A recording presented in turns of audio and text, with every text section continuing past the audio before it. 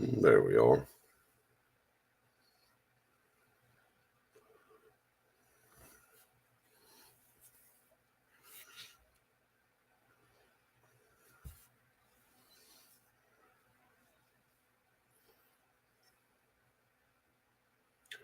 What's happening, JB? How we doing, buddy? You get your transfer case all back together?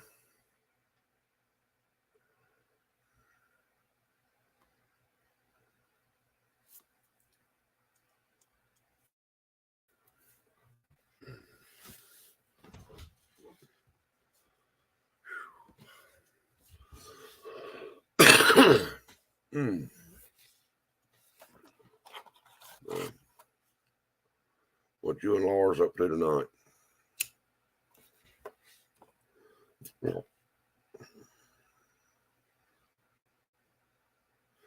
I got you. Okay, well, good deal. So I guess you got the parts for the transfer case.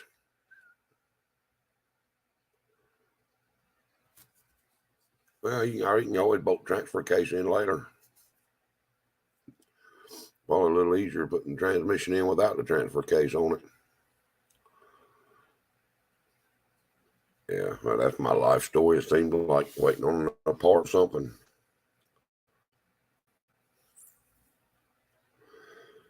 Did you get the oil pump changed in the motor? I never did remember hearing you say whether you got it done or not.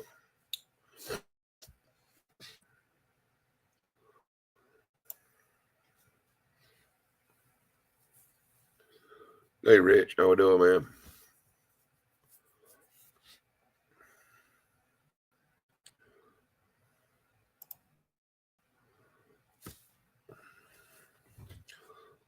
I got you. Okay.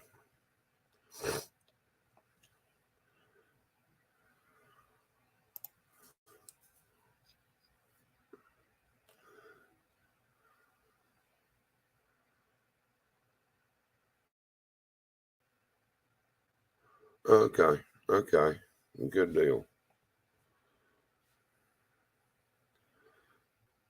A good deal. Hey, did you say whether you ever got the oil pump changed in the motor or not?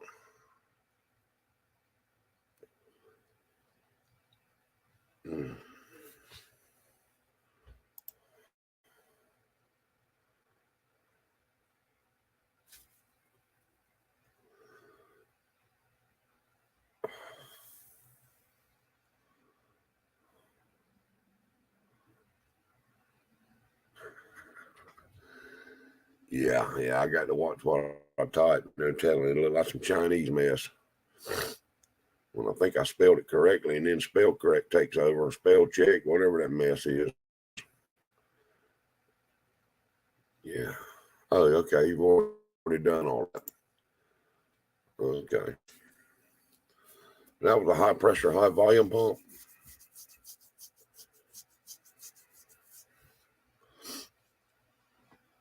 Yeah, I've never used a high pressure pump.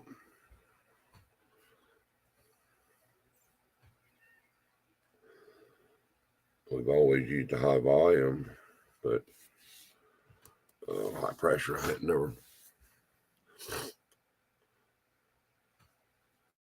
Never. I see guys with these turbos, and man's running 90 and 100 psi oil pressure. I don't know how in the world they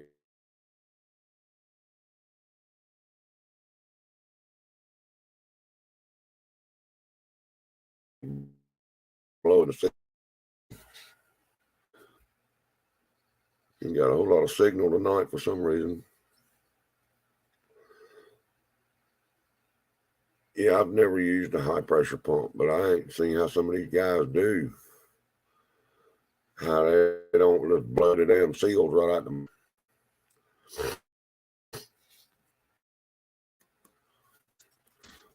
But, you go over 30 psi. What is it? 10 pound men or RPMs. something like that.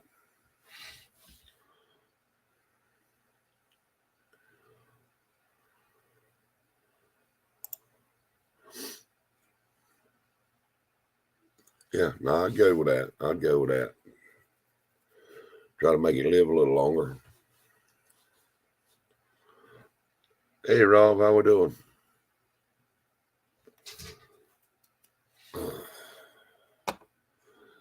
Yeah, I could definitely see putting a high pressure pump in an old wore out motor to try to make it live a little longer.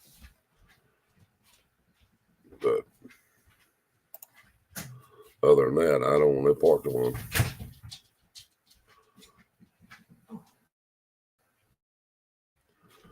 They told me race motor, if there weren't no oil in it. That's kind of how I've always looked at it.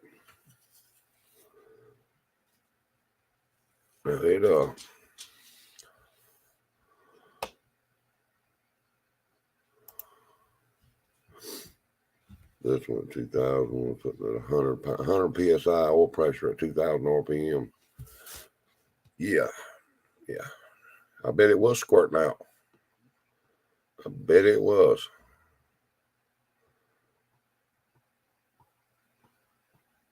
You know that 18 degree 377 I got out there in the shop. That's it's a bow tie block, but there ain't even nowhere to put a dipstick on that motor. When there's no, I mean, you could put a base pan style dipstick, but it took me a long time to be comfortable with that, not being able to check the oil. But you know, we change it every weekend, so it weren't a big deal.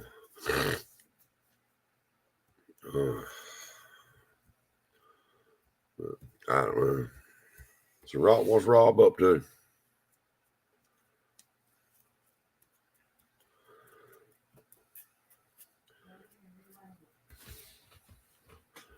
Rich, I did see you scored a bunch of daggone 57 parts the other day.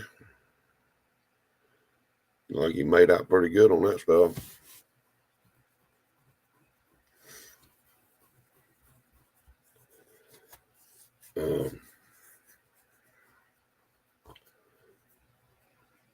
JB, Laura's cooking something tonight.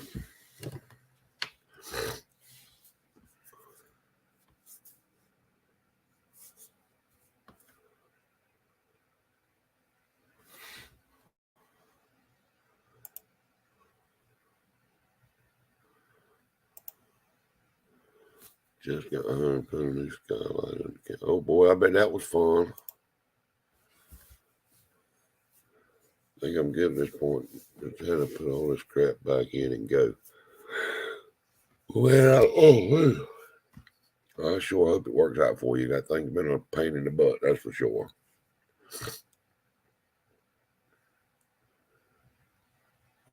Yeah, we do. Hey, Sean, what's happening? Did you get an order K10 yesterday or the day before? A couple of days ago. And he's on his way to help with the trans. Really? You can't throw that thing up on your chest and just chunk it up in there? What in the world?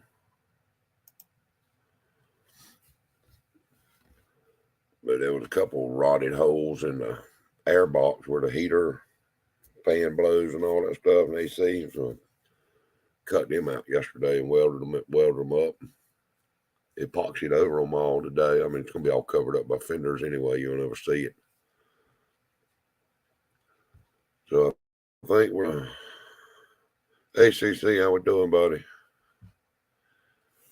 I think we're gonna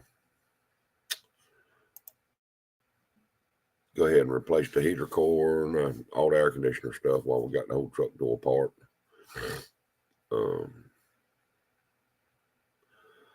Yeah.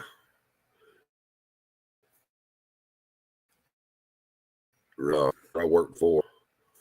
We installed a bunch of them daggone roof airs on trawl boats, like goes on top of a camper. And them daggone guys that were doing them before we started was putting them things down with Marine Tech 5200 caulk. I don't know if you ever messed with 5200, but that's some bad stuff. You'd be up there with hammers and chisels and just try to get that thing to let go. And if it was a wood boat, it would actually tear the wood apart before the caulk would let go. Steel boat, it'd pick the paint right off of it. Hey, Mark, young man.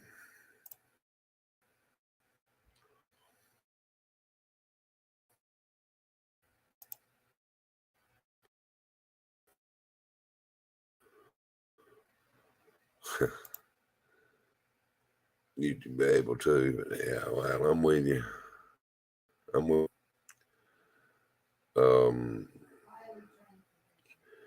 Yeah, you want to glue something down and have no intentions of it coming up ever, put you some Marine Tech 5200 on there. And I'm gonna tell you something. That's some bad stuff. Now it's probably $25, $30 a tube. But that's actually what we used in this K10 for a seam sealer. I had a couple tubes, and Bear had some, so we shoot. Man, let's just use. We know that's good stuff. So that's surely what we done.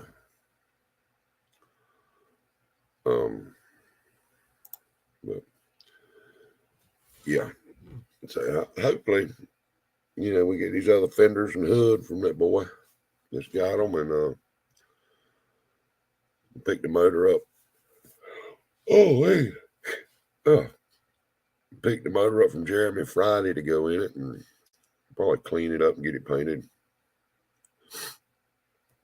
And get it ready to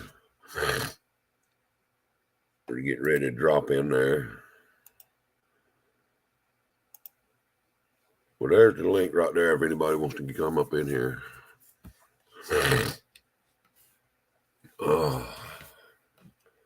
But yeah, we got that. I did get son-in-law's mower deck welded up today. Where it had a little crack had come in it and sit there and vibrated and run hairline cracks all over the thing. Did get a little bit of something done anyway.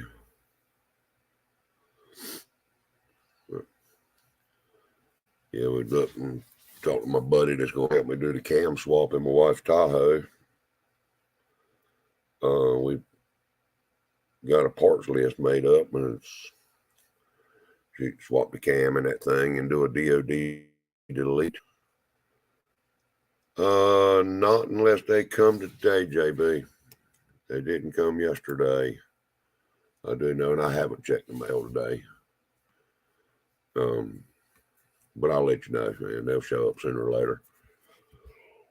Oh, but the cam lifters, trays, new head bolts, crank bolts, and head gaskets, all that kind of mess. Valley pan. Dude, all that runs $1,300, $1,200, something like that. So I guess we'll get stuff ordered and anyway, get it ordered, and that's going to be an adventure. I had very little about an LS motor.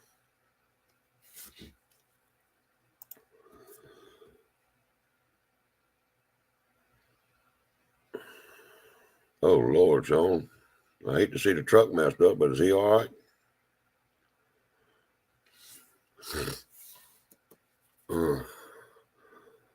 Hopefully they were in a beer can or whatever it was, and it bounced off of him. But yeah, I mean, we're going to go ahead and do the DOD delete. This kit actually comes with a programmer, so we can go in there and reprogram the computer to make it all happy. So it should be, hopefully it'll be good. We'll see. It's like I say, I don't know a whole lot about the LSs.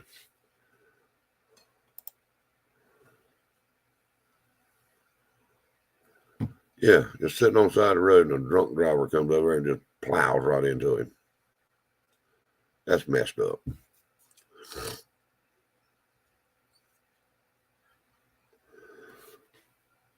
But yeah, I didn't know that on these LSs. I was asking him. He messes with them all the time. So man, what in the world? A daggone harmonic balancer bolt comes with it. Why would you need a new harmonic balancer bolt? Well, they're that torque to yield stuff too. So you're not supposed to reuse the harmonic balancer bolt on a LS motor. I never knew that. Never had no idea. It's a good thing the old ones ain't like that, because I threw the mini one in a bucket and washed them and put them back.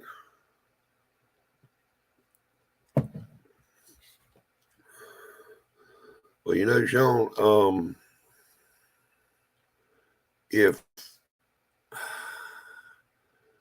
that guy has done a bunch of work to that truck and has the receipts to it, that insurance company will pay him for what he had in that truck instead of just going book value. Hey Terry, how we doing? A friend of mine had a little Fox body Mustang, and it was it was a little V6 car originally, or a 4-cylinder car, and he put a 302 in it and fixed it all up like a GT. New ground effects, new interior, new all this, and a guy hit him and tore that thing all to pieces. And be daggone if insurance didn't pay them for everything they had invested in that car. I was surprised. I didn't think they would do that, but they sure done it.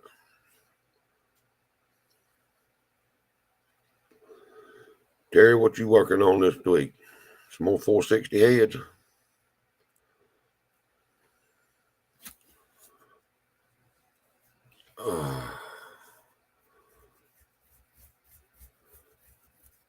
Yeah, we're trying to find, man, like the rally wheels that come on them square body 4-wheel drives. Them things are hard to find. Because everybody chunked them and put aftermarket big wheels on everything. So we're trying to find a set of. We just need a pair front pair, but the front center caps for the lockout hubs. But we'll find some somewhere. Well, them daggum 20-inch wheels. Them things is ugly to me, boy. And Barry don't like them neither. Hell, he's shorter than I am. And he's going to fire common trying to get in that truck. I don't know. Well,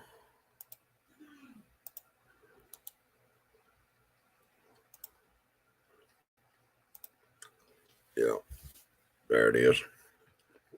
Anybody wants to join in, that's fine. There it is. There's the link. Click on it, and you'll be here.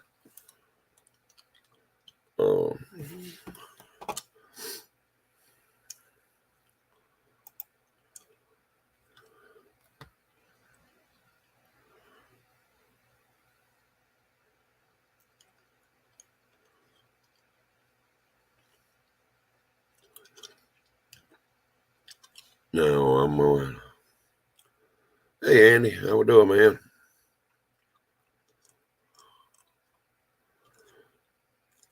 Yeah, you're going to have a video of that, Andy, when you go to fire that thing up.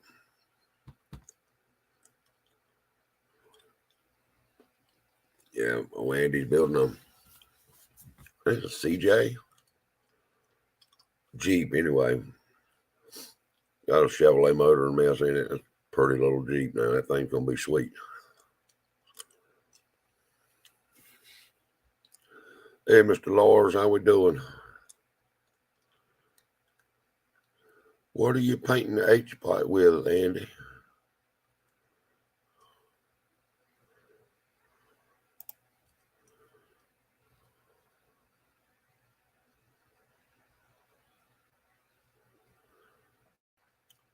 Well, JB, you and Lars both could jump in then.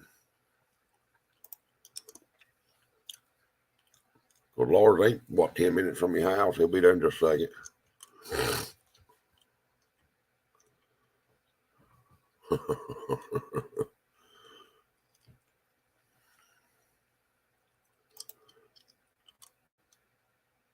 Yeah, I want to hear that thing running. It ought to be a pretty nice little motor.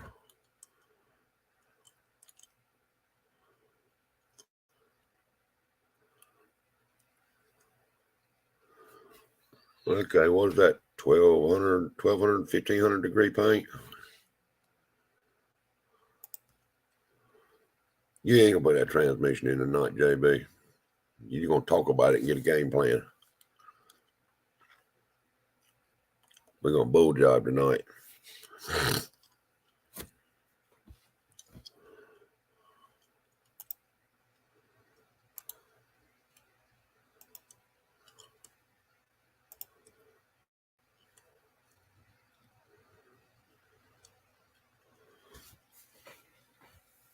Yeah, I never tried that grill paint. You know, it probably worked good on high heat stuff. Hell, it worked on the grill.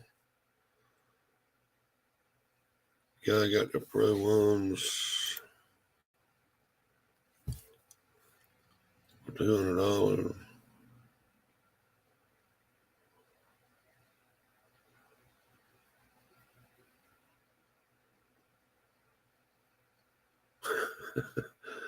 Yeah, if all he wants to run is the 12s, then that ought to be pretty easy to do. I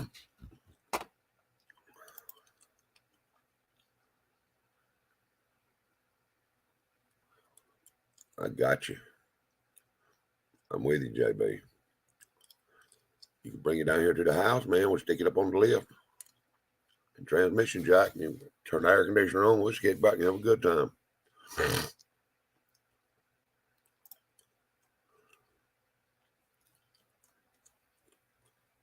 Well, did the guy not have any idea what he was selling? Or they just one of them deals? That's crazy. Hell, a good set of valves will cost you that.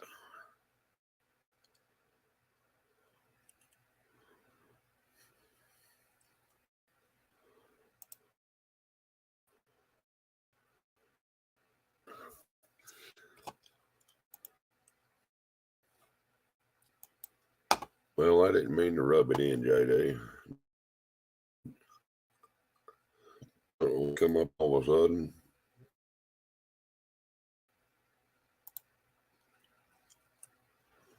But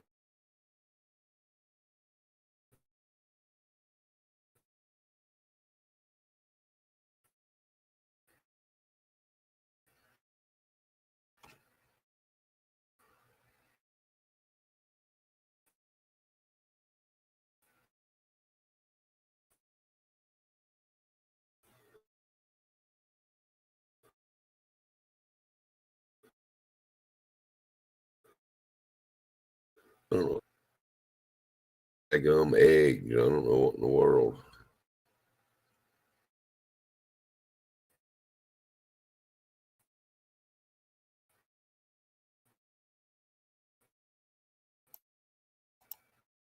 It went away, whatever it was.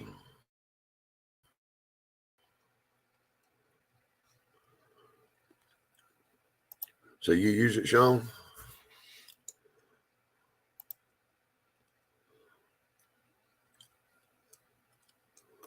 Okay.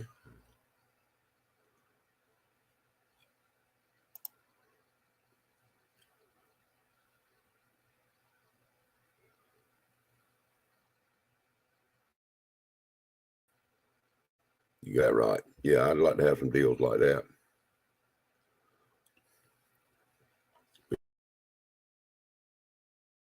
Yeah, man.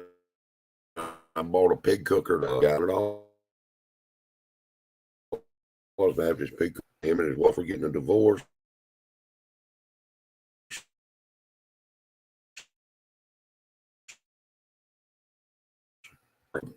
So he sold it to me for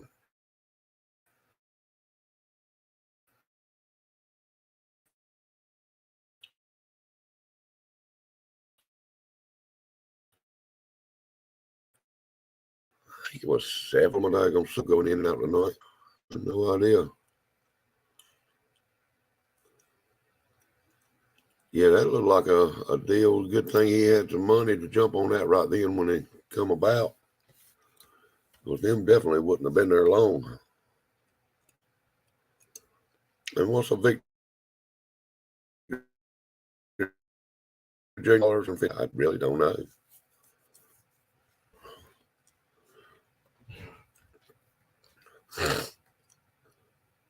But you're going to gasket match the heads up and all that to the intake. That depends on all that.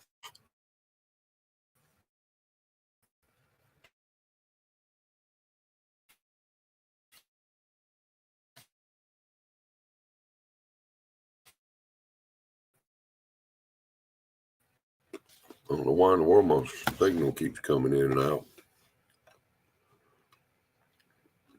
You showed Wi-Fi signal super strong. But for some reason it's coming and going. I don't know.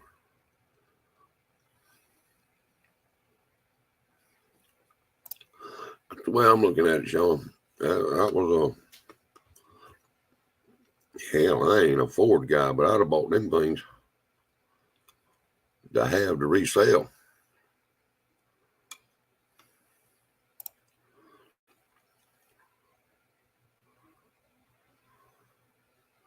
Yeah, you're exactly right, Jerry.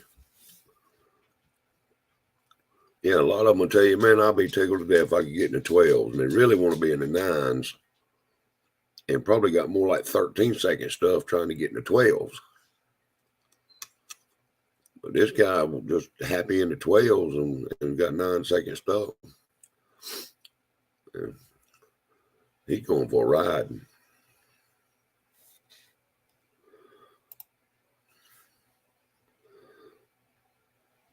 All right, JB. Check in later, man. Make sure everything's going good.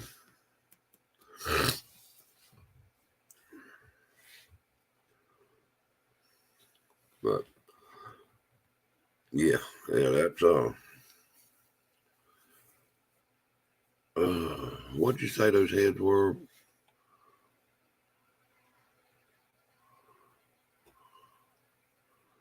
Pro ones. Now, who makes the Pro One head? Is that a name brand head or is that a Chinese head?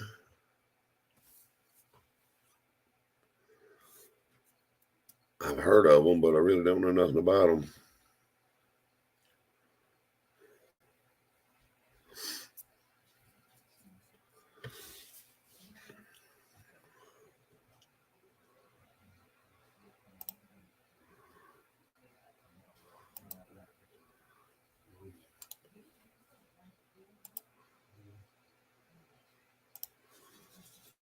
JB, go talk after a while, buddy. Okay, I just saw that. So, anyway, Terry, what are them heads? Are they? Oh, there you go.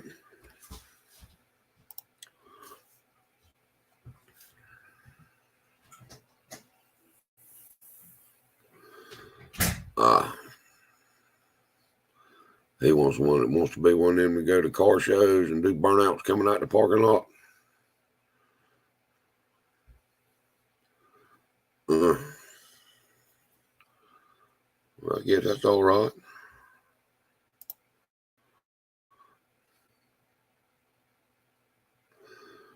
Oh, Brodeck. Okay. I knew that name. That was sounding real familiar. I'm just hard-headed, I reckon, today. Can't think. Well, I think that's what I may be wrong. The Pro Max heads, Sean may know more about them. They're copied off of a Brodex. One of the Brodex heads, one of the Brodex models. I'm not sure which.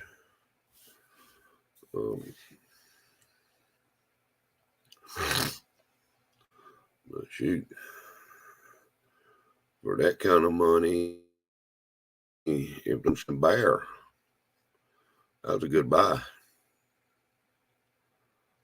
That was a hell of a buy.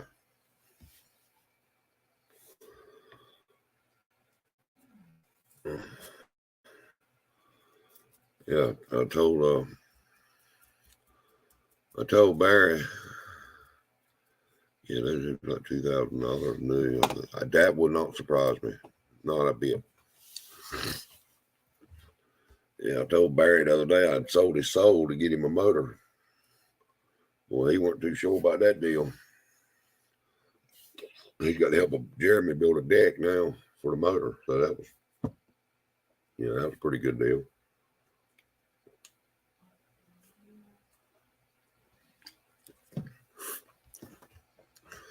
Oh, but yeah, that's the fun part with Jeremy, man. He likes to barter and trade back and forth, and no money, just go swapping hands. That worked out good for Barry. Barry's a super carpenter, and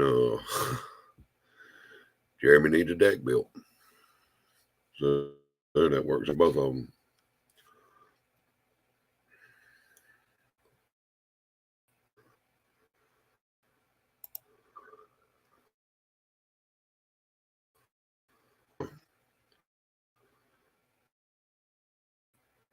That's cool. That boy got a deal of a lifetime, that's for sure. First responder, how we doing, brother? I mean, shoot. You'll have that much in head gasket putting them together, just about. Were the valves and springs and all that mess on them too?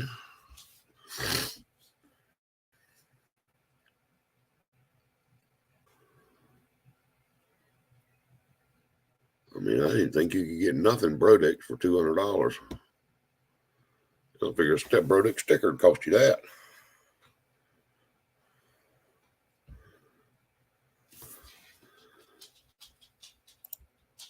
Man, responder, that thing actually works good. It really does. I've tried it, with heat, and I've tried it cold, and it does, of course it does better hot. But it works good. Just have a little copper tubing and some air and some heat under it. It'll clean a block. Especially when you drop got them couple lines that goes down into oil galley holes and flushes and blows or aerates everything out from the center of the block out. It does well. And it was cheap.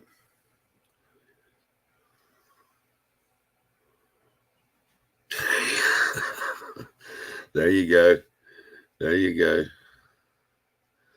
He still got a good deal though. You charge him $2,000 to port them.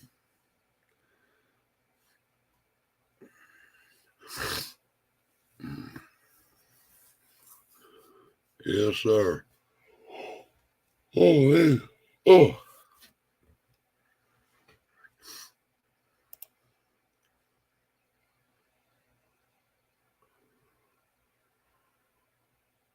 I believe that, Sean. What heads are y'all using on your motors, Sean? Y'all running 18 degree or 15 degree stuff?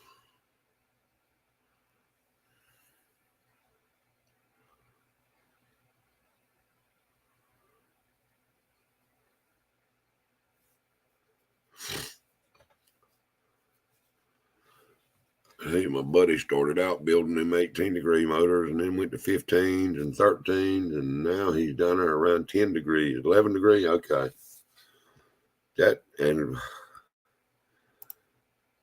Man, them things to make some power. They almost look like a big block sitting there with so wide, at the top. But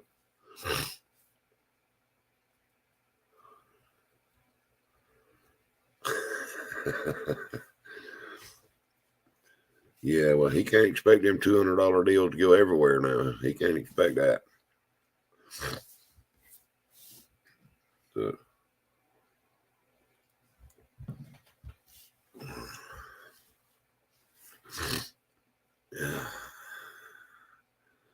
How many races y'all normally get out of a bottom end, Sean, or a set of valve springs?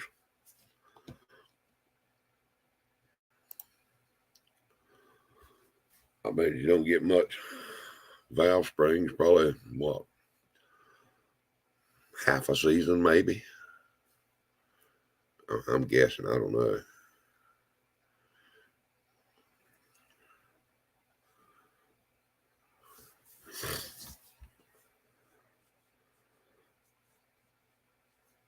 I know that's when my buddy was running NHRA Pro Stock.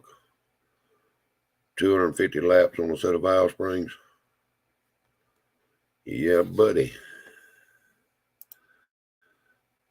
He was running those on the 500-inch big blocks. I think it was Commotion valve springs, K-Motion, however you pronounce it. They were triple springs with a dampener in them. It seemed like they were $1,000 a set, something like that, somewhere around that neighborhood. And 4 or 5 passes, and they were done. $700 a set. But Sean, you could take those springs. If somebody's going to run a solid roller motor on the street, mild strip stuff, those springs will settle down probably enough that you could use them on something mild and get more life out of them. I'd be willing to bet.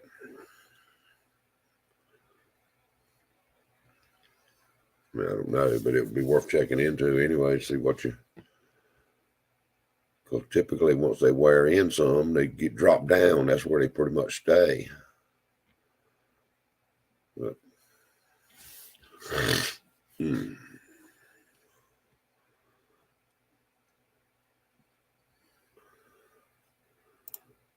yeah, I mean that's what Randy was doing. He was pulling them springs off them Pro Stockers and then put them on mild street strip motors for boys, and shoot, they last them a lifetime, because they weren't turning to things hard and didn't need a lot of open pressure and a lot of seat pressure.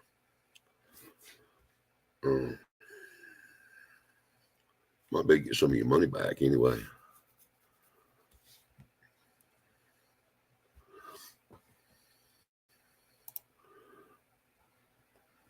$260 on the seat.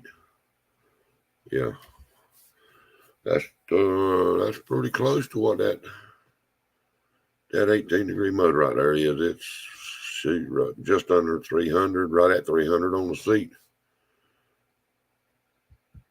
I can't remember the open pressure. It's way up there. I guess y'all running titanium valves too.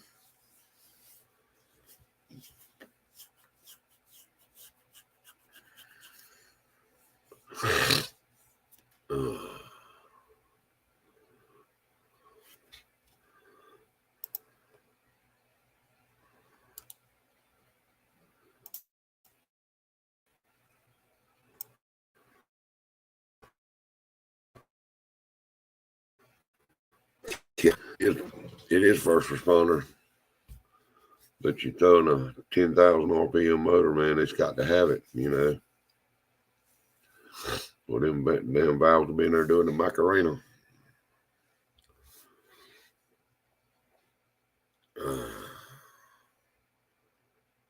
Anyway.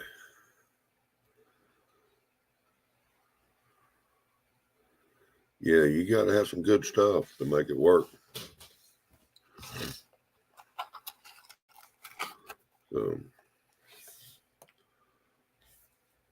But I don't know. I was talking to my buddy Randy the other day. He was building a V6 for a guy. Runs in a super comp dragster. And I think he says in Montana, South Dakota, somewhere way out down across the country. And it's a 4.3 based V6. and it's out there like 11 or 12 degrees cylinder heads on that. And it makes it right. I remember now if he told me just over 700 or just under 700 horsepower on race gas. That's the funniest looking little motor. Little old 4.3 with him almost big block looking heads on them. And tunnel rams sitting up there with sheet metal intake with two 1150 Dominators sitting up there on top of that thing. Daggum intake and carburetors look like they're bigger than the motor. But some class that guy runs out there with that rail dragster. I think he said it was Super Comp. Where it's pound to cubic inch ratio. I think it was 6 pounds, 6 or 7 pounds per cubic inch. So you could run a big block, but you had to be a lot heavier than you did if you run a small block or a V6, whatever. And I guess in theory, they would all be the same at the finish line. So that's what he does for a living, building those kind of motors. And build a 454 small block the other day for some grudge racer. I say the other day, it's probably been a month or so ago now. That a $100 piece to be grudge racing with. But like you said, the boys had cash, so that's all that matters to him.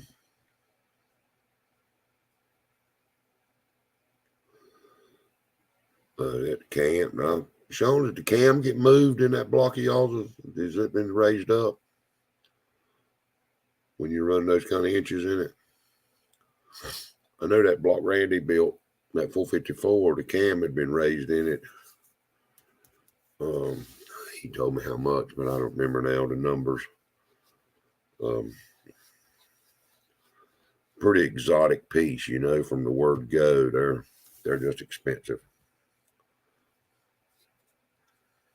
Make a lot of power, but and what that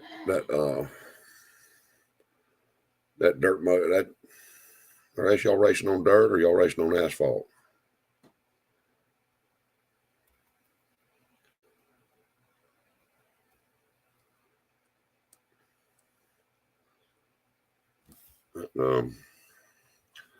I'd be willing to bet that 450 cubic inch, 11 degree motor, 900 horsepower. Guessing.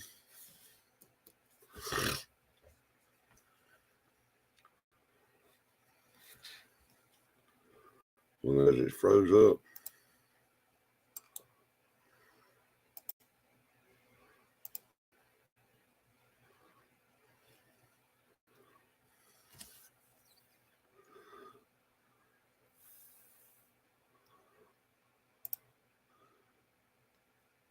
Yeah, I mean, that's right. Yeah, I mean, I understand why they do it.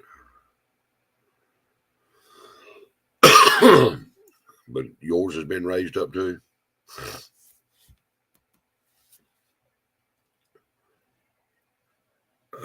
900 horsepower. Okay. Now, do y'all use the something Randy and them were doing years and years ago, like the roller bearings on the roller cam bearings and all that? I don't know if he's still doing that stuff or not, but I don't know if y'all doing that with yours.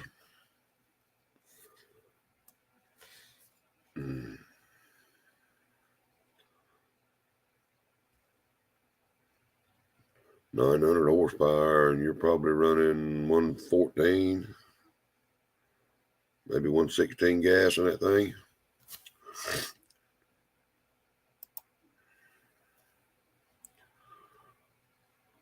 Well, I guess you could be on alcohol. Or can y'all run alcohol?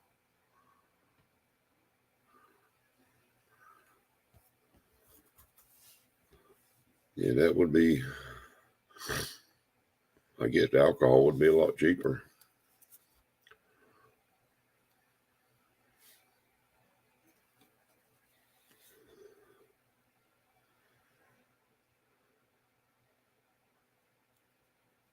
$14.1, okay. And y'all racing on dirt?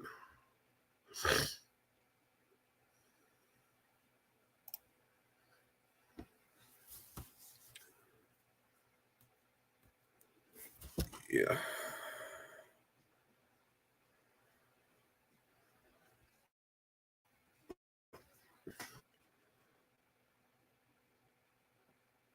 It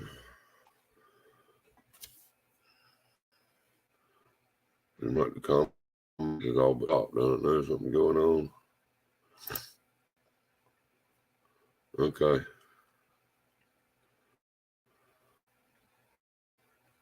Dude, I bet that thing is a handful. Well, I guess not if you've got the suspension track chassis set up right. It'll just go around there almost by itself. What kind of transmission do y'all use? You know, I know a lot of the boys around here used to run those. They call them street stock. I don't know. Look like they took a Monte Carlo and knocked the windows out of it and put a roll cage in it and some tires and went racing.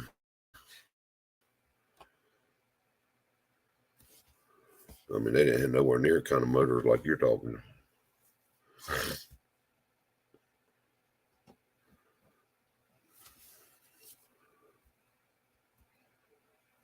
But I think most of them boys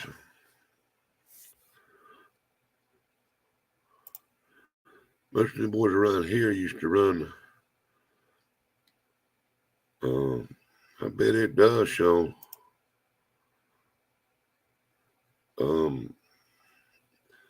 Yeah, first responder was asking what kind of chassis do you use? These guys right here used to run the 4-speed Muncies or either Power Glides. And I think they left a Power Glide in low gear the whole time. Something like that. I may be wrong. I never was big on dirt tracking, but just listening to what them guys were saying, I didn't think a whole lot of it. I'd work on my car all week long and then go race on Saturday night and come home on Sunday. The whole damn side of it bent up or the nose of it tore off. I wouldn't get along too good with that.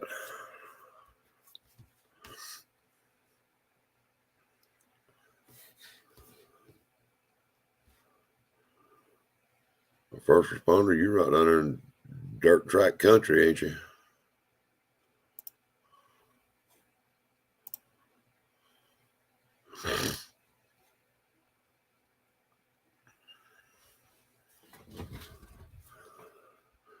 Hey, hippie, how we doing, bro?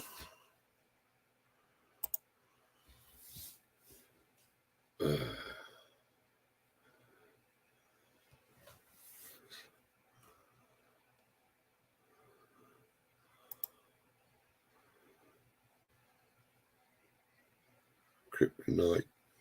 We never heard of them, which I don't know nothing about. So is that a like an individual, like a Jerry Bickle, Jerry Hawes type deal, or is that just a chassis you would buy like from Jigs or Summit, something like that?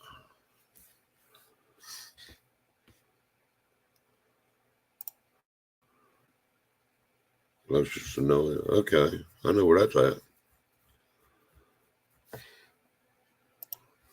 Good deal, hippie. You up there in the hills of Tennessee, ain't you? It's up there nice and cool.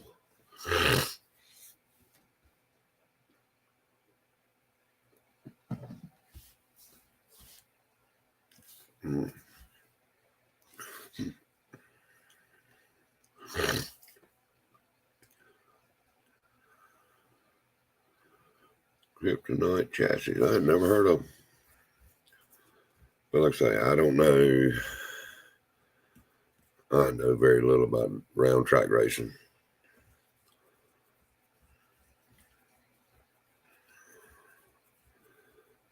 Guy in West Virginia built one. Okay.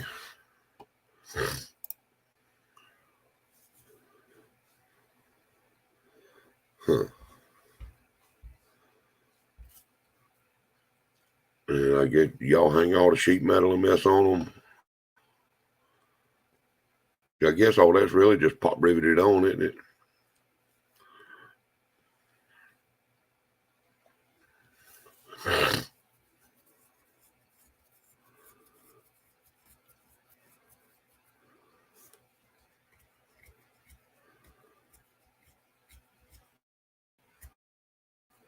Yeah, there's a guy right here local to me. He's got a,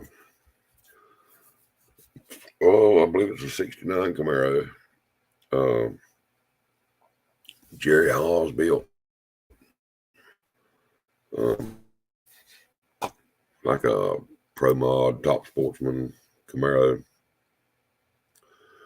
carbon fiber body and all that good stuff. Big block in that thing. I think it's I don't remember if it was a Sonny Leonard or a Musi, but one of them 900 and some inch motors in it. And he put that thing up for sale the other day. I think he wanted $500 and some $1,000 for that car. I said, good God Almighty.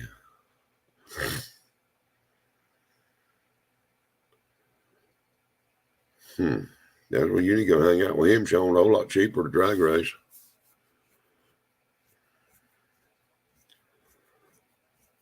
Yeah, I'm with you, first responder. I'm not a brown track guy, but I had never heard of them. I like the name of them, though. Sounds good.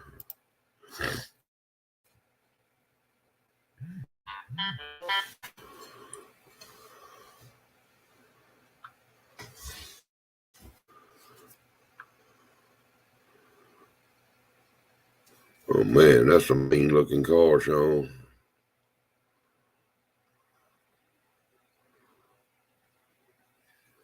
Yeah, I don't know if y'all can see that or not. There's Sean's car. That thing is sweet looking.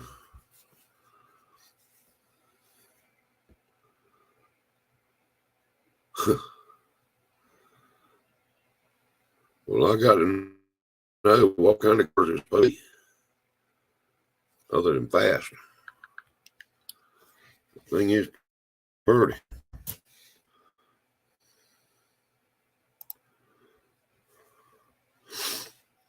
Lots of pop rivets.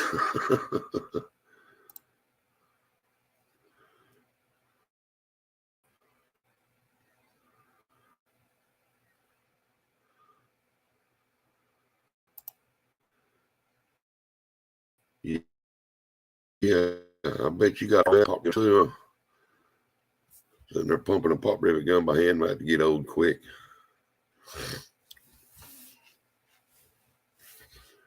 What kind of weight do them cars have to weigh, Sean?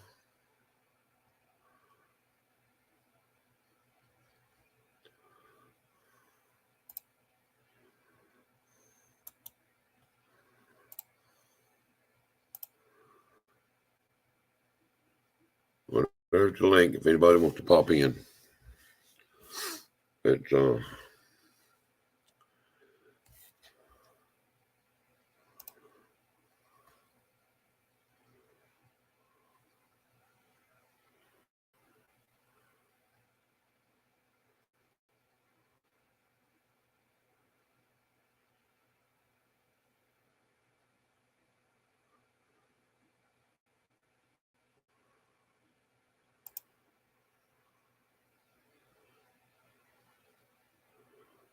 okay.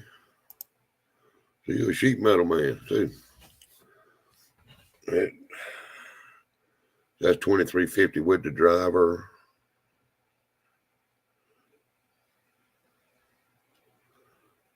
$900 horsepower and 2,350 pounds. That thing ain't got no right but to go. That thing ought to fly.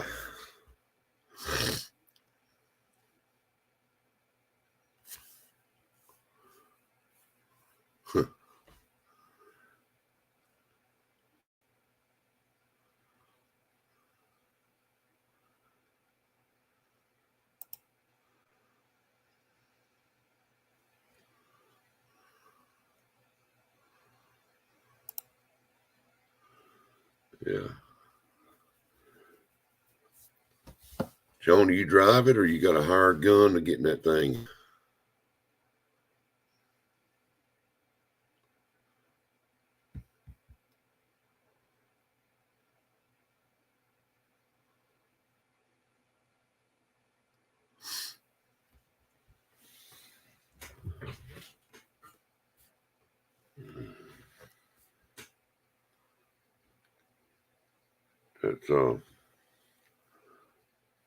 That's neat.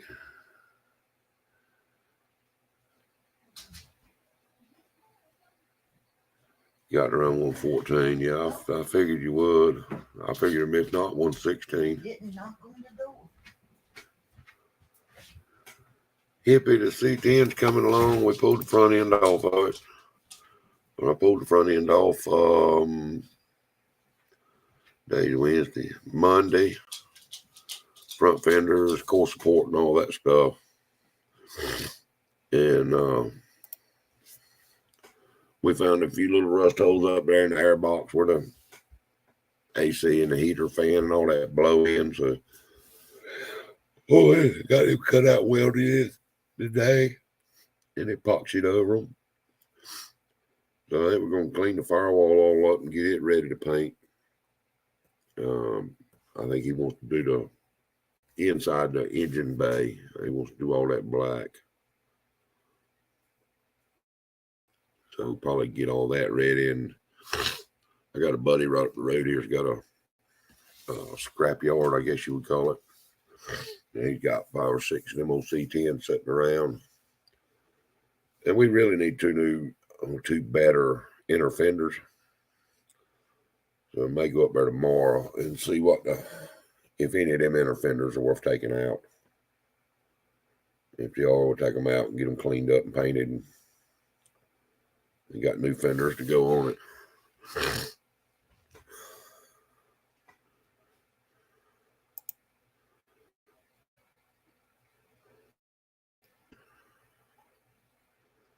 Maybe putting a bird cage and J-bar and a rocket frame soon.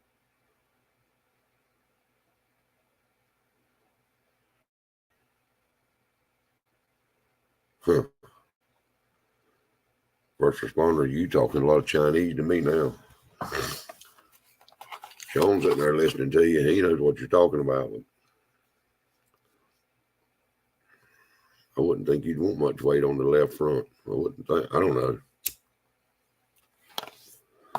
Shows what I know about round track racing. But yeah, we got it. Like I say, we got it. The bed is pretty much finished.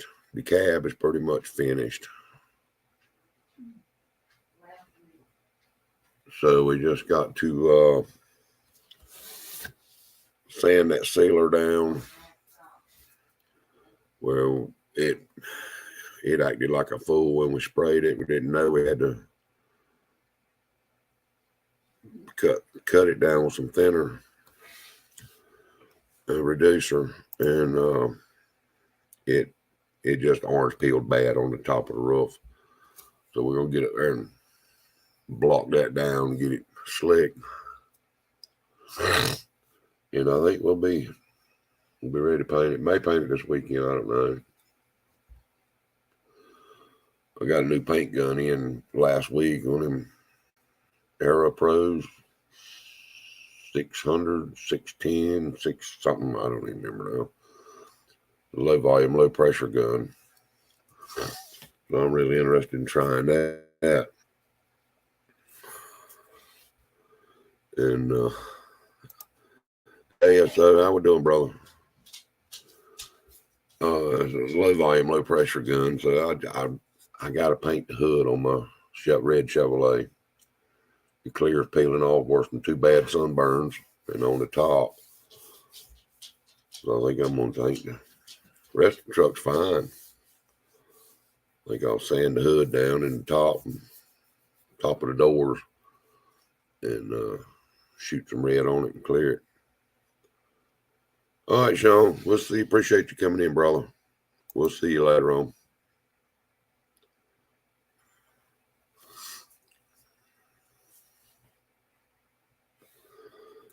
But yeah, first responder, that I've known Sean a right good while. He's there in Ohio, and them boys are serious about their round track racing. Amazing to me, I didn't know they made that, run those kind of cubic inches of motors. And I really didn't, I had no idea they made that much power. But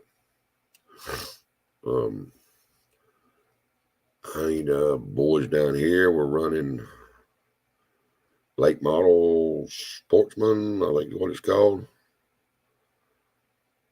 Car's kind of. All right, Sean, I appreciate it, buddy. We'll see you later on.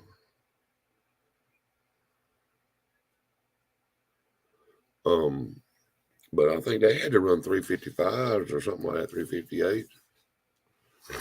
I really can't remember, but I know they weren't making no 800-900 horsepower.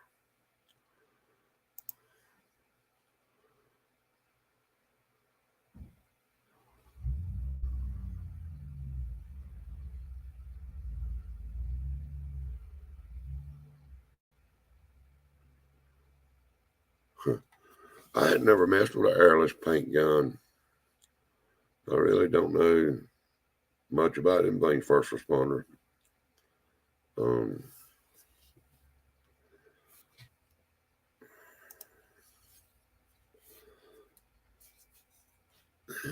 Special intake, tilt the carburetor, switch stays flat. Really? It makes sense. You know, that you're going around a damn curve all the time. At an angle, operator would need to sit level at his performance spot. You know, that totally makes sense.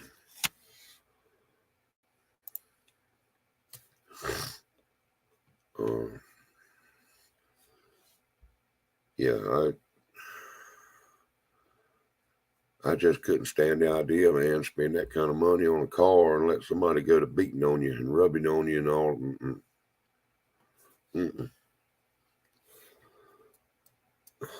We'd be fighting. Yes, sir. Well, you know, man, you're talking about the high volume 8 VLP guns. I've got a couple of them, and I'm not a painter, but they work good. And I just wanted to try one of these LVLPs and just see if it. I mean, I got a big old air compressor, so air volume is not a problem.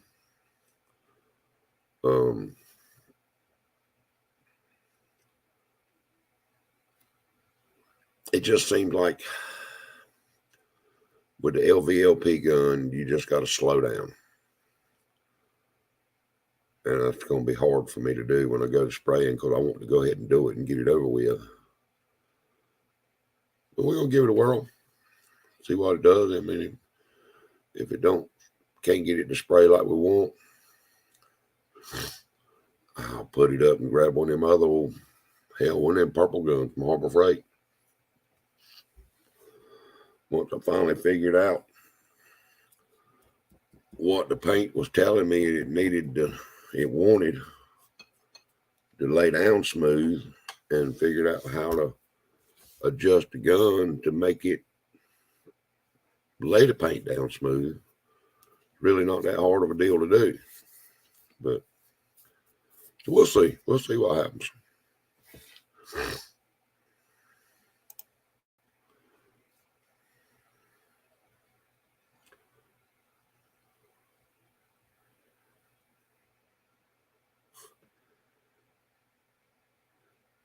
Yeah, that you would never think that if that guy's like that, moving that slow, you would think he'd be out there driving Miss Daisy around. You wouldn't think he would be a race car driver. So I'm guessing you're saying he's not high strung like John Force is or nothing. I don't know why John Force ain't had a heart attack and blowed up. High strung as that feller is.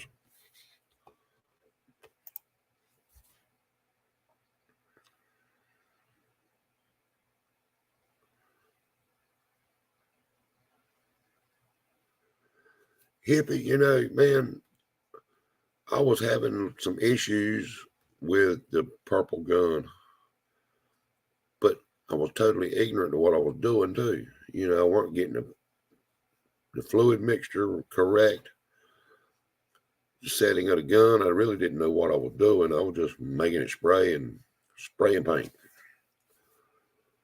But once I've learned, setting the gun and getting your pattern like you want it and set your depth to the work and the speed, yeah, I totally agree. I've never used one of those $600 guns. I've never used one. But I don't know how it could spray any better.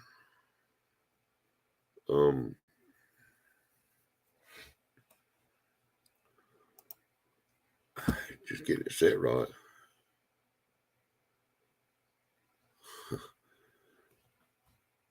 First responders, that dude must be on some pills or something. I mean, how do you to be that slow and relaxed? Well, I don't know. My buddy Randy that built race motors, his dad was the same way. Still is. I mean, you wouldn't think he got in no hurry for love nor money.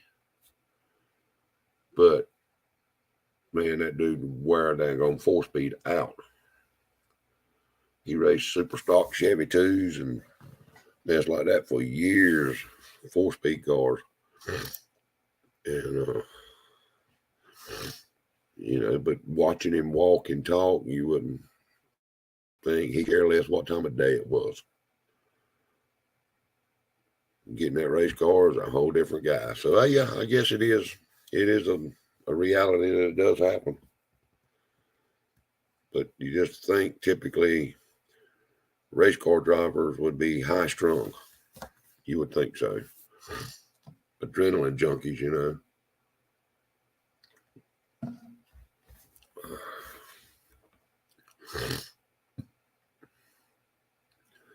But yeah, Randy was telling me the other week down there that V6 he just put together for that guy.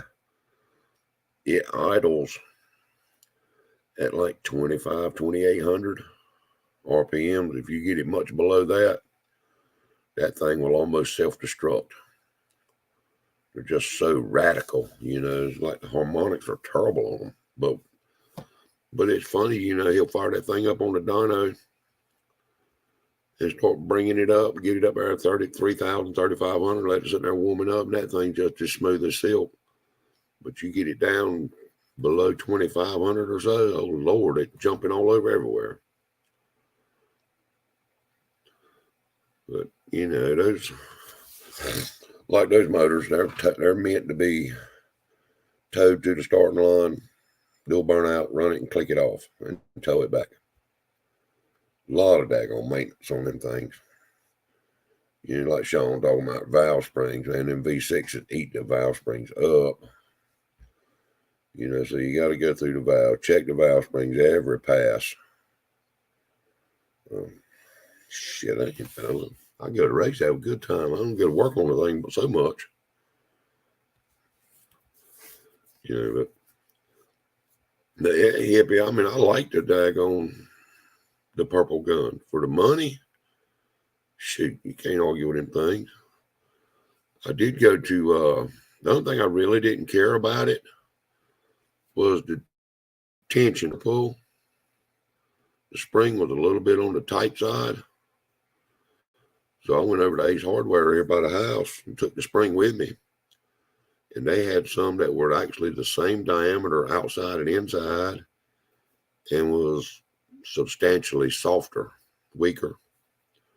And I stuck one of them in there, and you could pull the trigger with your pinky finger, real easy. You just feel like you got more control over the gun when you spray, than it's a softer trigger.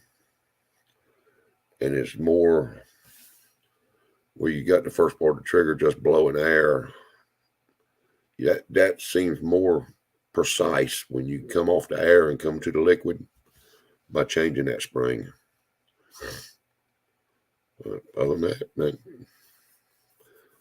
I use one. I got 3 of them hanging out there in the shop right now. And if LVLP gun don't do like I feel like it will. We're going to use them purple guns.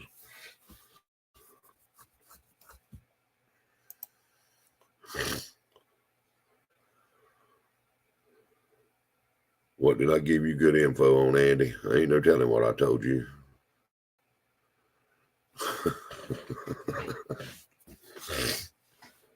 But, and that, like I say, I'm not a painter. I'm not. I enjoy messing with it. And I think I like a challenge. And I think the challenge of not knowing how to set up a gun and then learning how to set up the gun, it's a real self-accomplishment. Well, the spring for the trigger. Yeah, it worked for me, Andy. I mean, I don't have the longest fingers in the world, so the trigger pull on that purple gun's a little on the long side. And what you wind up doing is torquing it. When you go to reach out to pull the trigger, you're torquing the gun. So you wind up painting with your wrist flexing, and you're not supposed to do that.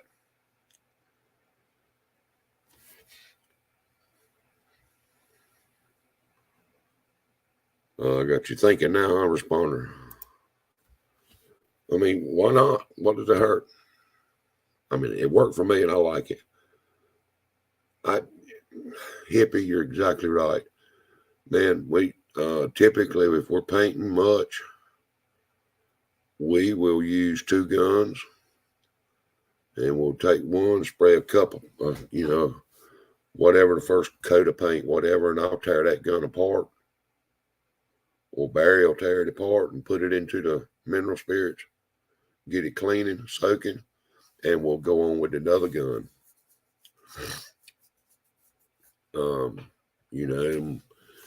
Get one cleaned up and ready to go again. You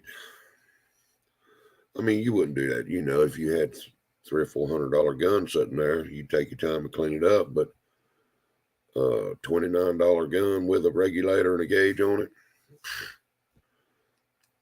you just about I'll buy you 3 or 4 of them, use it, chunk it in the trash, and load up another one. But yeah, I clean them, I tear them, slam to pieces, rot them out, brush them out, wash them, blow them out. And I've had one, I think the first one I bought was, I don't know, man, it was probably 5, 6, 7 years ago. And it's painted a bunch.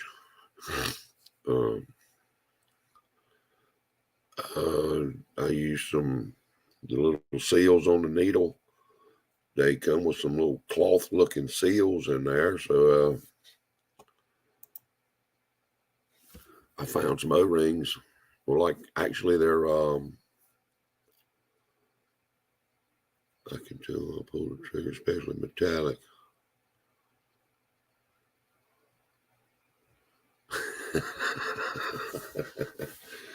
I ain't never tried the Rhinelander stuff. But, I found some of those fender grommet O-rings that slide into the gun real good and fits the needle well.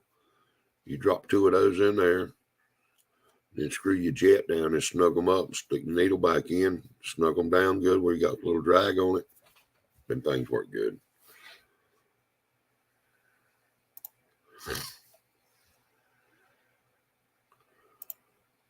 I didn't see that in.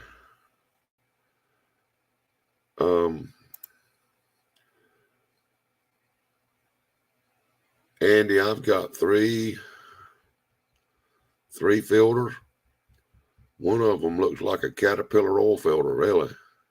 It's 8 or 9 inches tall. That thing's probably about the size of an oil filter. That one, there's a water separator right off the compressor with a regulator there. And I regulate the air down to from 140 or 150, whatever the pressure switch and stuff set at. Hey, Tony, how we doing? Typically, I regulate it down to 90 PSI, 80, 90 PSI. Goes to 2 more filters that are inside the shop, water separators, and a regulator. And then I kick it down to like 50, 60 PSI going onto the gun.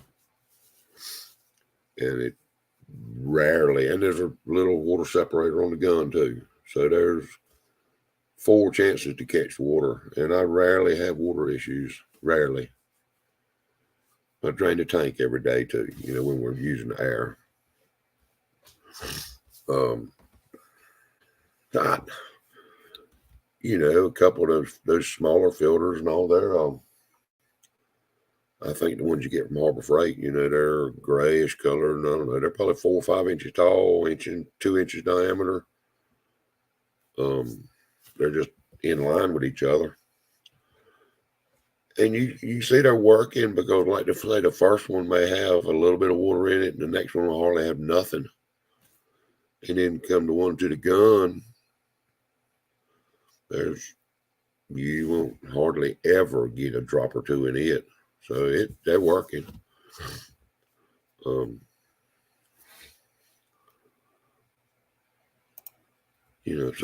that's what I do. Now, I ain't saying it's right, but that's just what I do.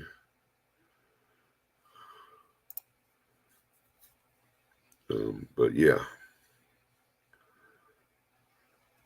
Well, them things, I mean, they work. What I typically do, I got a friend over at a phosphate plant that gets me those filters for the big one, the big oil filter looking ones. And if I know that I'm going to paint tomorrow, this evening, I'll pull those water separators apart and wash them all out, blow the little filter things in them out, and let them dry overnight, and then put it all back together tomorrow. And so that's just what I do. I kind of try to start out with them dry, and they seem like they keep it that way. Well, that's the way I'm looking at it, hippie. If it works, it works, and it does what I needed to do. It's close enough. So, I mean, I'd love to have one of them fancy air separators and water separators and all that stuff, but I don't paint enough cars for all that mess. Now, my buddy Bondo Barry, he says we're going to start painting cars. I don't know about all that now.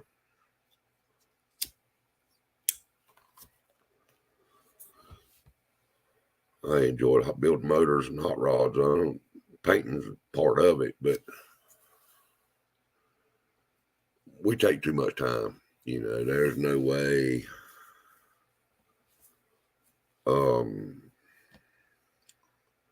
I guess if we were doing it to make money, we'd learn shortcuts and make things happen faster. For us doing body work, man, we try to fit every piece of metal, just like where you don't need any filler, and you spend a lot of time doing all that.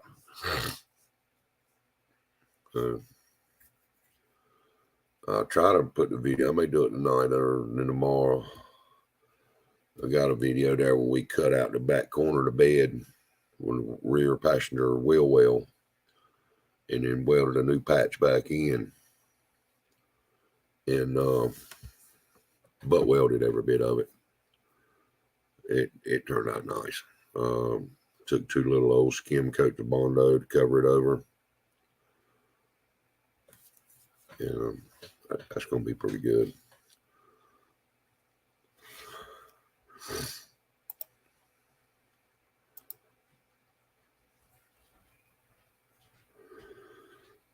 I agree with you. It does. It does. And it's all in the, you got $300, $400, $500 gallon of paint. You really want to make sure it's right before you go spraying it on there and say, oh shit, this ain't good. Then you got the back pedal, you wasted that paint and time. So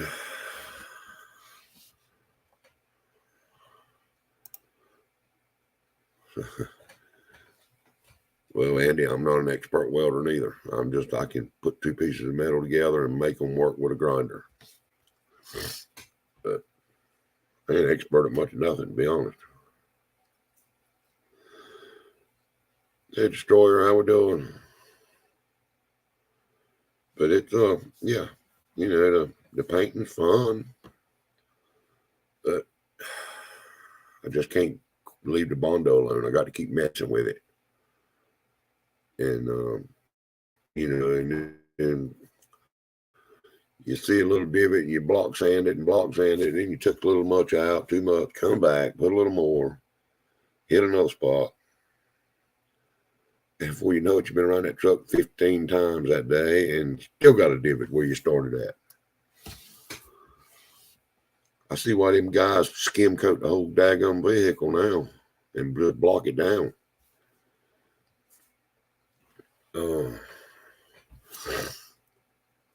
But I mean, you know, we only been through a quarter Bondo in this truck, so really, it ain't bad, I don't think.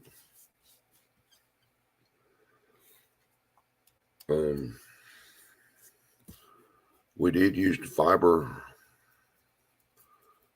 strand, I guess is what you call it, the fiberglass Bondo on the first layers, and then come back and skimmed it with the real lightweight stuff. I think I'm gonna go get tomorrow. I forget what it's called. It's like glazing putty in a sense,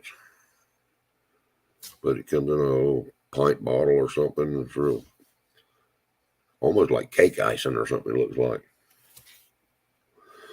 Hey, John Paul, how we doing?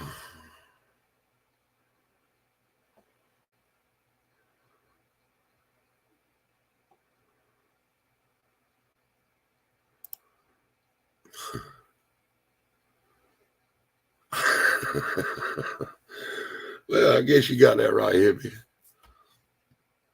I can put it together, but I know how to work a grinder and a flap disc too.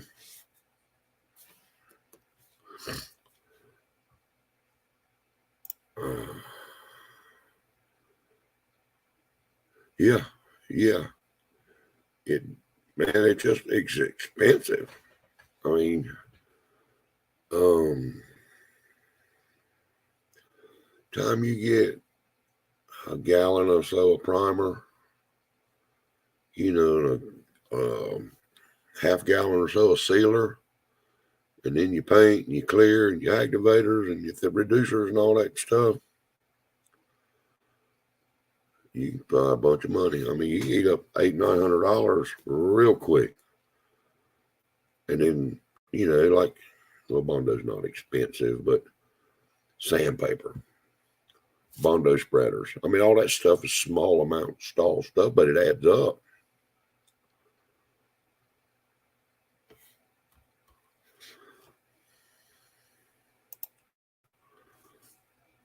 Was that when you go for your welding test, Andy, Monday?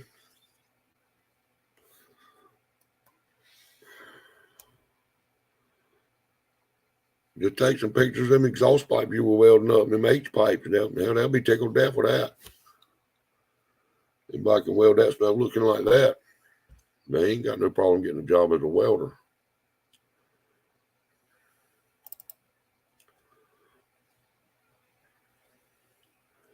Now, what is the Raptor liner? Is that the same thing as like Herculiner, bed liner, spraying bed liner stuff?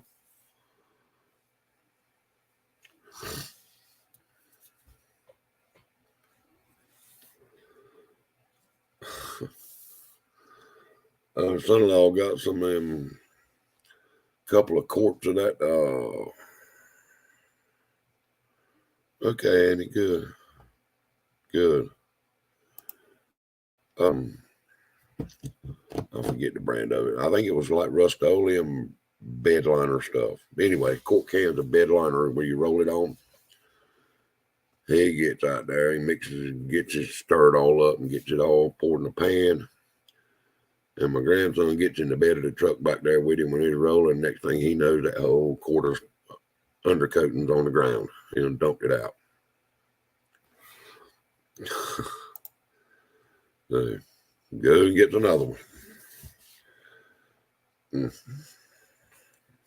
It turned out good though. It looks great. It really does. Used a little old one of them real big nap little hot dog rollers, little 4-inch roller. That thing, it worked pretty good.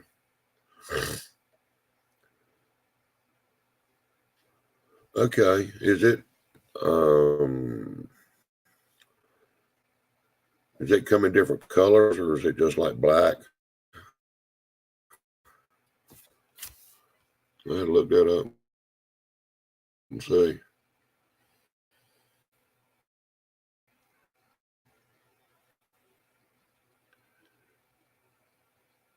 Okay, okay.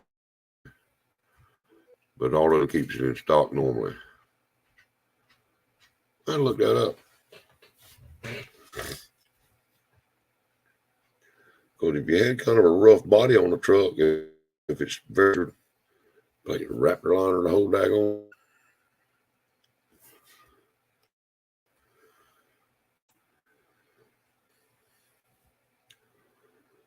Okay. That's interesting. I'll check that out and see. Never hurt to know a little something else.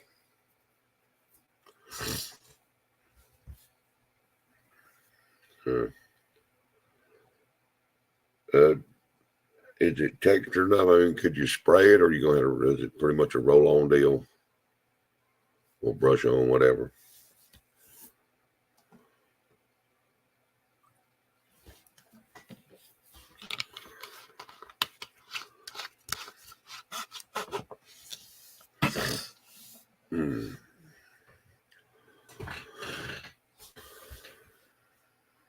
Okay, with a little mini hot dog roller is what we call them. What you do to your Jeep, Andy? Texture that thing.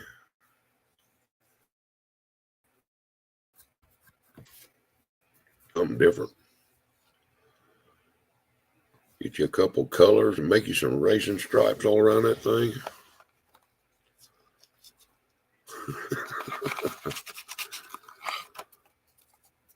Sure, why not?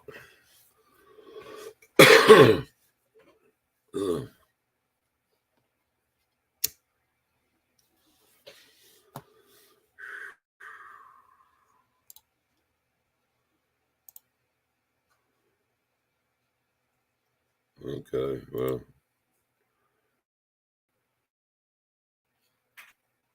There it is if anybody wants to jump in. My hand itching.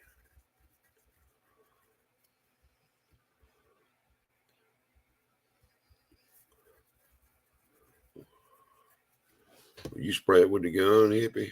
Okay. You're probably using like a big tip, I guess, 1.8 or a 2.0 or something like that in a gun.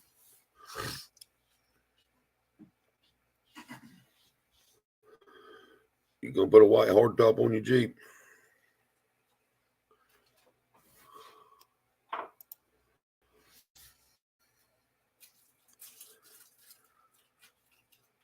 Okay. That's new to me. I never even thought about spraying it.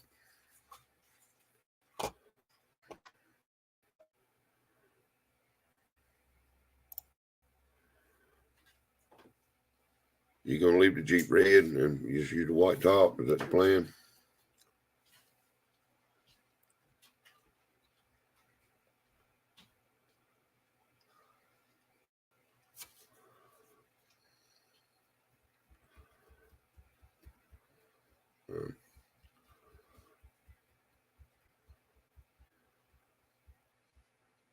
Well, I don't know. Are you gonna start that thing up tomorrow?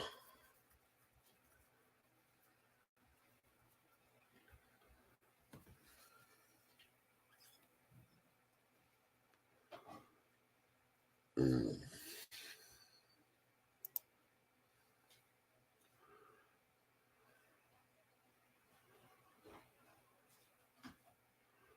Okay.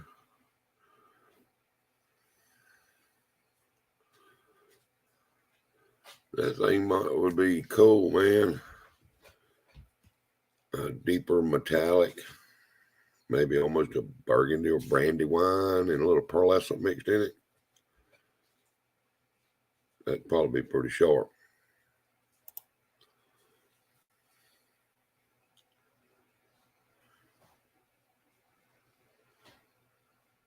Okay. How hippie, how expensive is that stuff? Say to do a 8-foot truck bed. You know, how much of it would you need?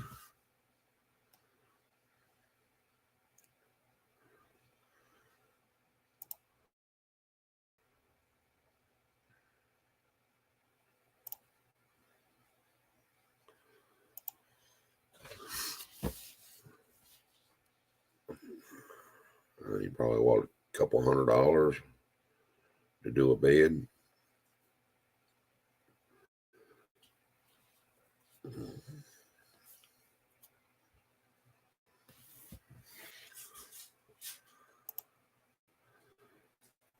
Yeah, I mean, I like the brandy wine colors, you know, especially you can get some candy in it. You know, you get some with some candy, it gives you a lot of depth in it.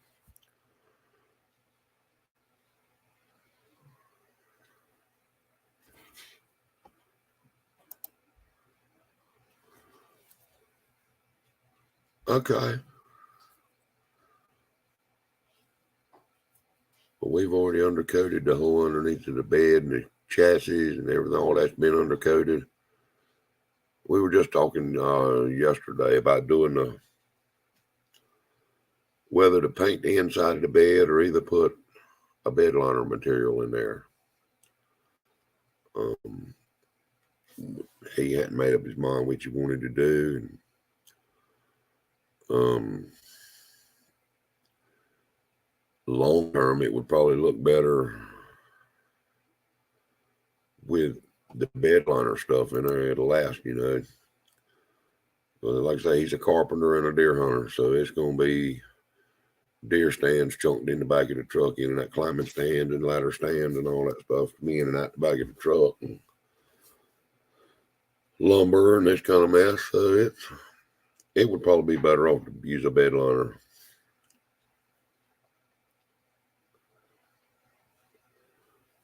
Yeah, Andy, I think that would look good, man. A brandy wine with a little bit of candy and some pearlescent in it.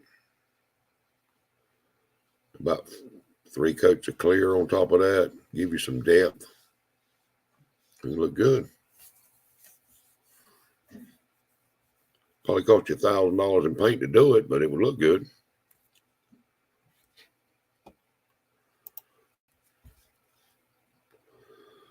Okay, well, it took my son-in-law 2 quarts to do that Dodge Dakota, but grandson disposed of 1 quart for him.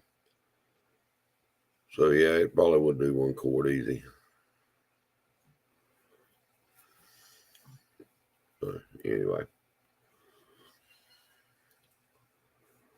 Well, Andy, if you'll get that thing running, drive it on down here and we'll paint it. Or I can grab my spray gun and we'll head that way. Whichever way you want to do it, buddy.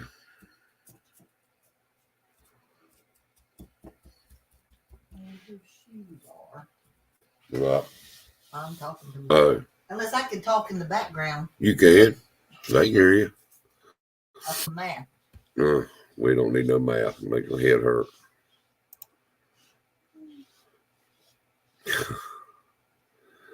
Yeah, whatever you want to do, Andy, man, we can do it. It ain't no biggie. Wife retires next week anyway, so. A week and a half. A week and a half. She got 2 weeks. Okay. Actually, 2 weeks from tomorrow. 2 weeks from tomorrow, she retires. I'm going to have to find me a job. But damn, we're going to both stay around this house every day. I'll have to live in the shop. I'm going to call you on the phone. No, it'll work out good.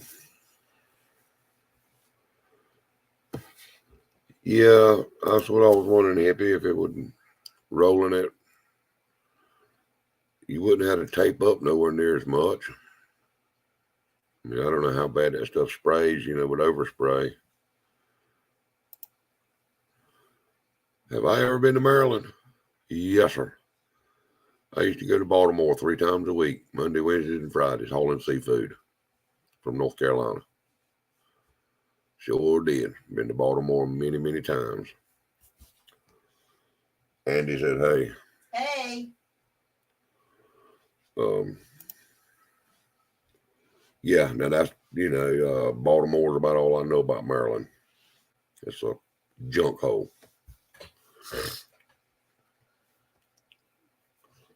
But from what if where the area you live, at the picture of your mama's house and yard, that's the place for me. Trees and mountains, you can't go wrong. You got to be some good deer hunting right there. But Hippie, I'm going to check into that, and then we'll have an idea anyway. Do y'all, when you do that, do you have to sand the bed, or do you just wash it and clean it and roll that stuff right over it? Or does it really need roughing up? And maybe priming some bare spots? Or just go with it?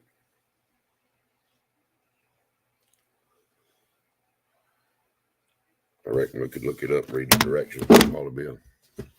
Damn, I just knocked that over.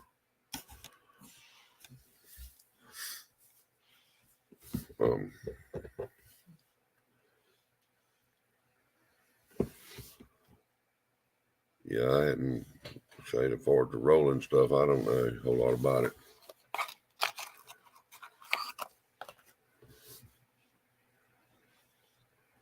Wash it and degrease it. Okay. Well, that's easy enough.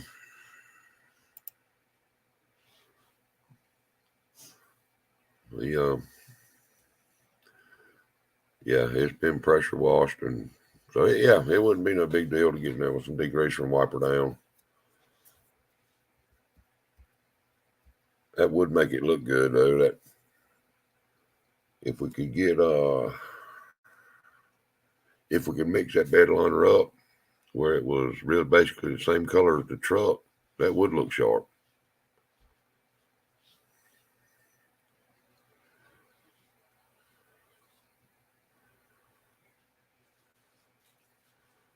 "30 minutes west of Hagerstown Speedway." Well, that's a round track. And Mason-Dixon Dragway. Now, I know what a dragway is. I can do that. I'm assuming the Speedway's a round track.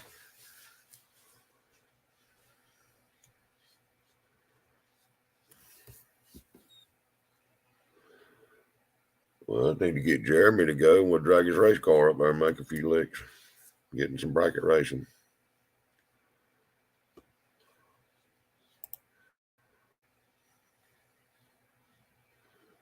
Okay, I was kind of wondering about that, if it would show. It's going to follow whatever contour it goes to. So, yeah, there's the bed is relatively perfect. There's a few little dinks on the top rail up there where, mess had got hit and dinked over the years. But I think we're going to put the diamond plate bed caps. He's found some black ones. And probably do that. The bed liner, I like the idea of the bed liner. Get the truck painted and cleared, and then put the bed liner stuff in it. Put the rail bed caps on it.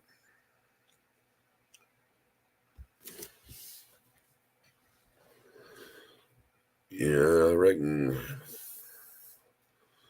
the black diamond plate toolbox, that'd be all he needs.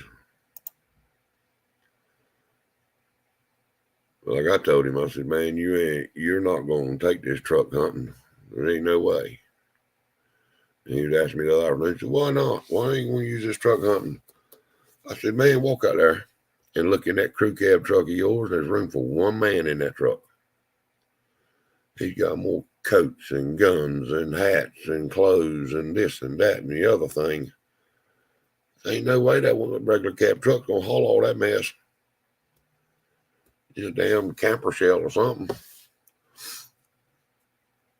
So this will be interesting how this works out. But you know, we and him were talking about it the other day, and he really had not even thought about painting the interior of the truck because we got the whole interior tore out of it. The dash is out. The only thing left in it basically is the brake pedal, gas pedal, and the steering wheel. You know, man, I almost would want to just go ahead and let's paint the inside of it charcoal gray too. Instead of that dark blue that it is. I mean, I know the seat's going to cover it. The back, the headliner's going to cover the roof. Dash pad's going to cover most of the dash, but we're changing the doors, using different doors. And he didn't want the electric windows. So we're taking all the manual window stuff out of one set of doors and putting in another set of doors. And that way we'll be able to paint the doors inside and out. So we might as well paint the inside of the cab too. Looks to me like. And get that done. I'm just scared it's going to look bad. You know, you open the truck door and look around the back window and there's dark blue.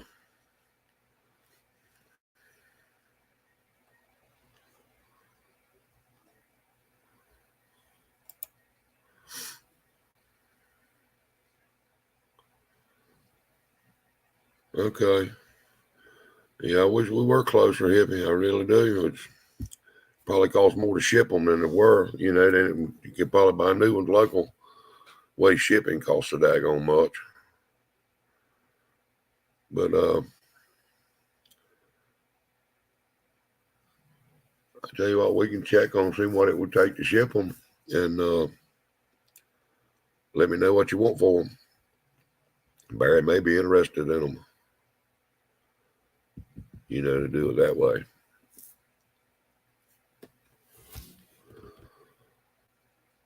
I know he hadn't got any yet, so it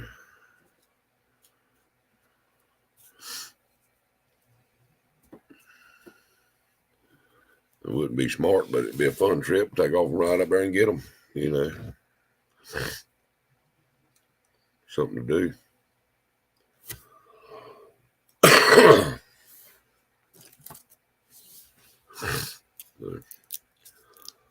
Well, we've talked about my project all night. What's everybody else got going on? I know Andy got that Jeep and that small block Chevrolet in it. That ought to be pretty sweet, though. A little 355, isn't it, Andy? I'd love to roll up there, brother. I would. Little, he's got aluminum heads on it and hydraulic roller. That thing ought to be pretty sweet.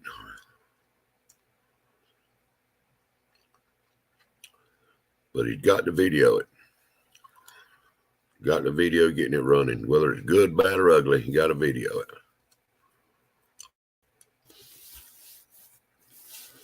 Ten and a half one Vortec head. Okay, I was thinking it had aluminum heads on it. But he got the 906s or the 062s.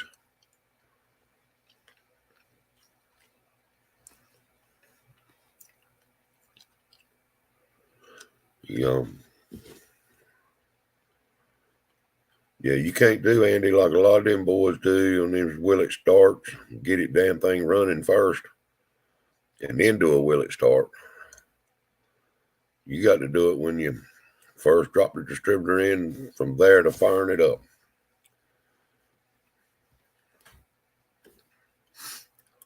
.906 is okay. It's what they tell me, and I don't know that much about the Vortec head, but it's I hear. Well, I first was told that the 062 was the better Vortec head to have. So that's what I went and got. And of course, the guy selling them to me said the same thing. But then I hear that the 906s are really the better head. I don't really know. But if I run across a set of 906s, I'd get them.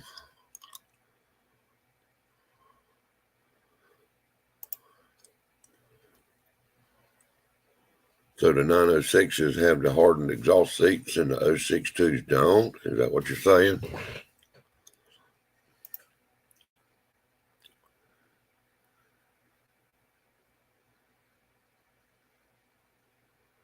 Hippie, you need to be videoing all that, man.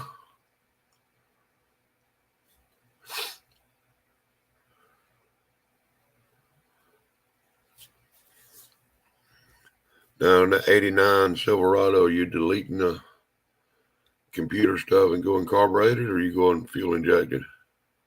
Going back with like it was?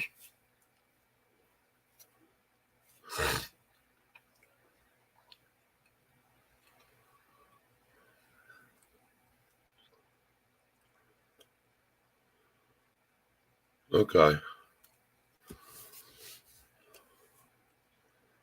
Carburetor, okay.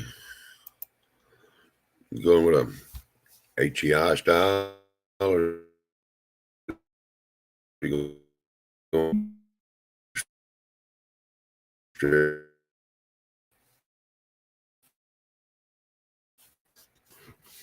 Huh.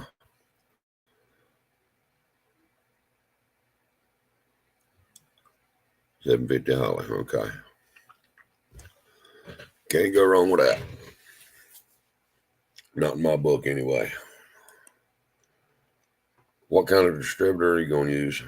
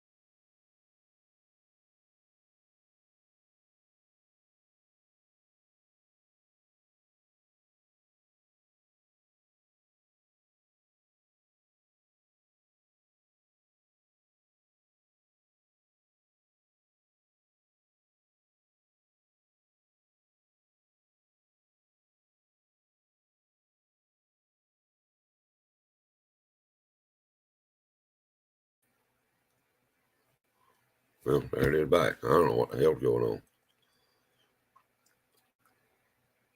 Yeah, I mean, I've run the MSP stuff. I've run HEI. I got several setups of both. And I ain't made my mind. I need, yeah, I'm back. I mean, I don't know what happened. I don't know.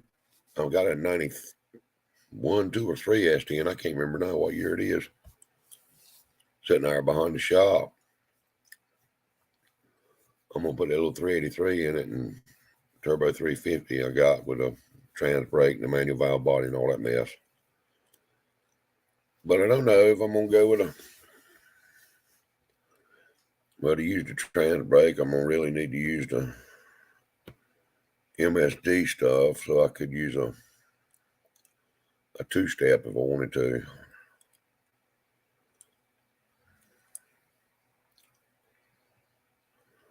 Yeah, I mean, the HEI is good stuff. I mean, I like it.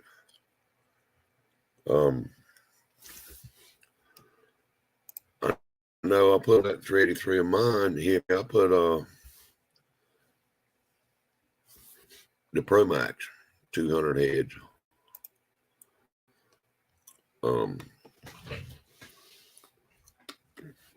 With a hydraulic roller and all. So that, I like them. I mean, I hadn't done it but run them on the run stand, but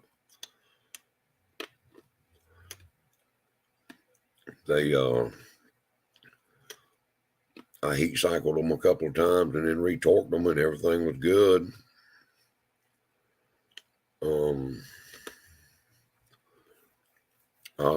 I've sung it up on the run it up 7,000 a couple of times on the run stand. Figured if you're gonna come apart, I want her to come apart right there. And then went back and went through the valves, and I'm not losing any adjustment as far as everything stayed tight and good. So I think they're good heads. And they're the Promax 200s. And they're based off of a Brodix head that they deleted a water jacket down below the bottom. There's a water jacket in the Brodix head between the valves and the bottom row of head bolts. It's about 1/2 or 3/4 inch square or round all the way down. And they realized that it really done no good but take strength away from the heads. So Promax they deleted that water jacket. And they said it made the heads a lot stronger by doing that. 4.3 in the S10 till it quits. Then it's going to get a 6-liter with twins. Now that's going to be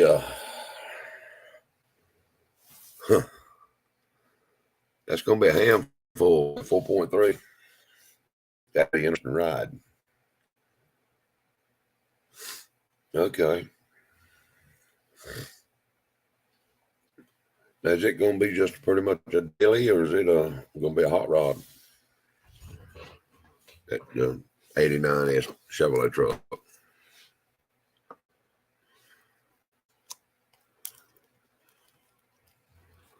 I'd love to find me something like that. 80s,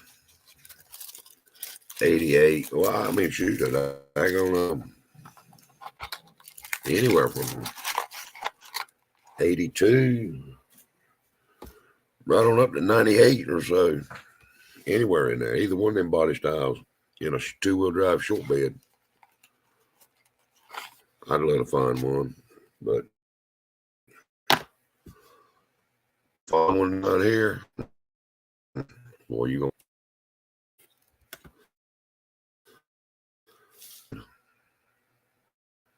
I don't know what's going on with things. My buddy that's gonna help me do the cam swap on my wife's Yukon Tahoe. He's big into LS stuff, but he's wanting to build an 89, 90, somewhere in that era, short bed. Kind of like what you're doing, hippie carbureted. He's got a little 355 with a small cam, but it's gonna be a driver, not a race truck or nothing, just something to play with.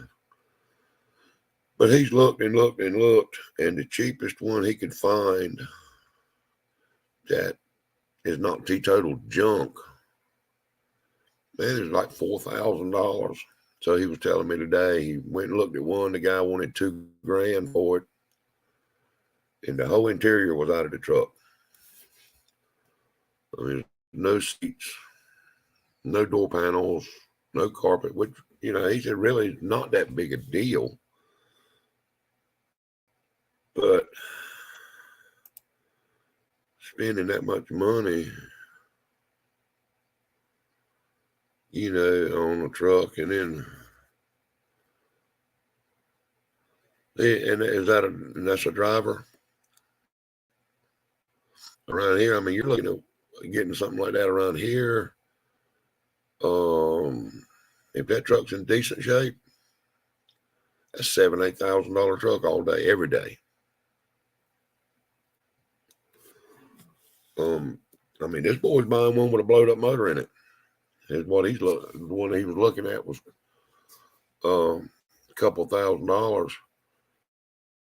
Needs fenders on it. The bumper's in rough shape. Bed's okay, nothing great. So he's gonna have to spend a bunch.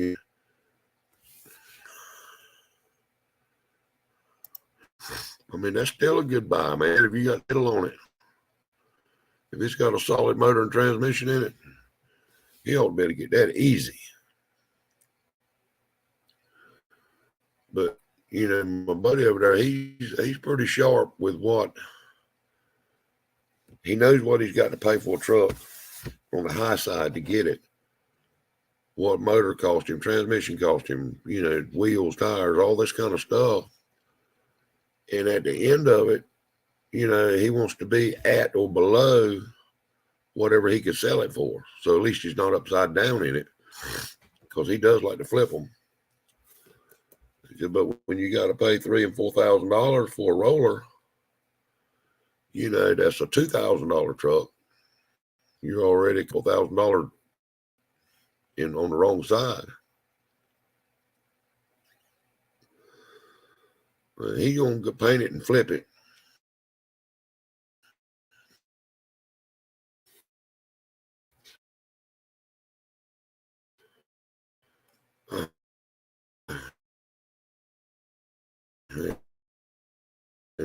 That thing.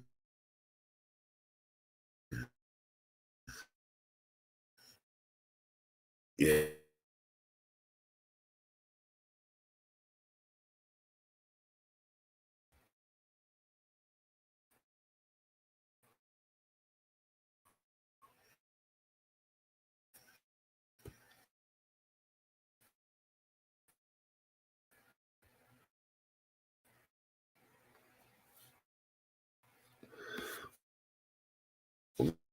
God, I don't know what froze. Back. All right, guys. Well, let's think somebody got them coming or something. I don't know. Anyway, I'm back and I'm going to be gone. All right, guys. I've enjoyed it, and we will see y'all next week. Have a good one.